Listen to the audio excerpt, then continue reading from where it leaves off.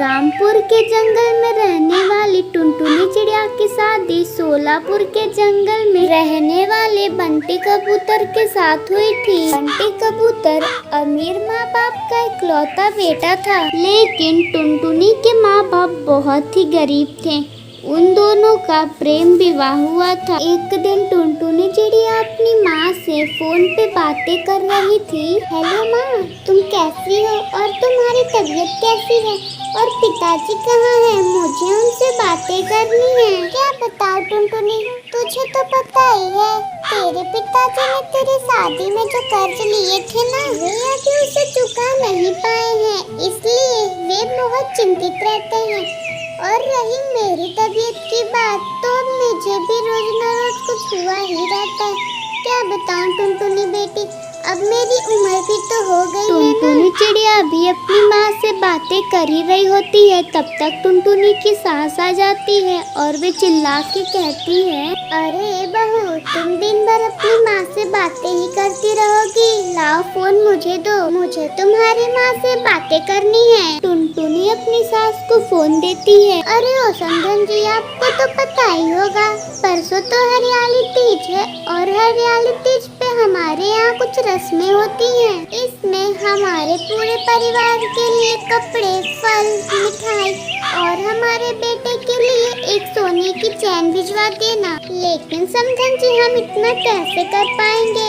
अभी जल्दी ही शादी बीती है, हमने शादी में लिए हुए कर्ज भी अभी नहीं चुका पाए हैं। देखिए समधन जी, इतना तो आपको करना ही होगा, क्योंकि पूजा बहू के घर से आए हुए सामानों से ही होती है। इतना कह के टुनटुनी की सास फोन रख देती है। टुनटुनी चिड़िया के घर वालों की डिमांड सुन के टूनी चिड़िया सोचने लगती है, लेकिन टुनटुनी चिड़िया करती भी क्या, क्योंकि इस बार उसकी बेटी की अपने ससुराल में पहली हरियाली तीज थी। उसने अपना सोने का हार बेच दिया।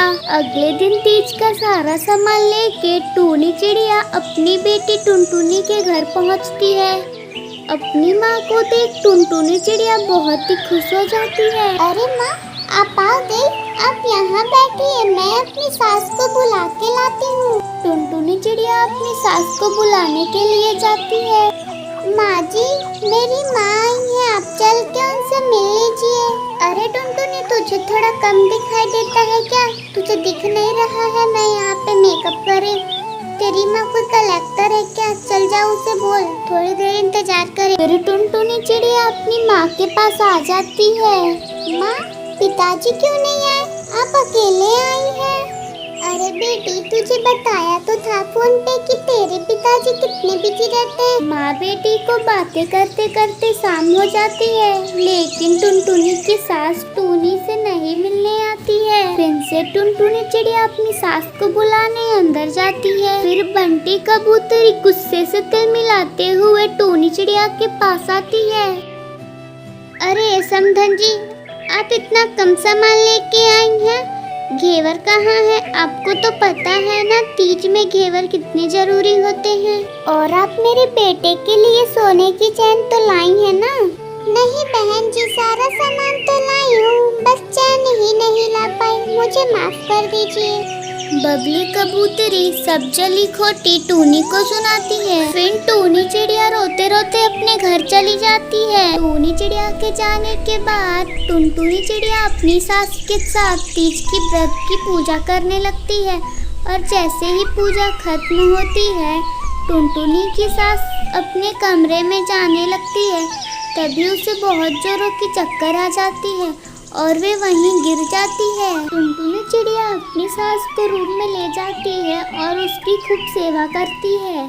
फिर उसकी सास ठीक हो जाती है और उसकी सास को लगता है, सुन टुनटुनी बेटी, तू मुझे माफ कर दे, मैंने तेरी माँ और तुझको बहुत ही भला बुरा बोला।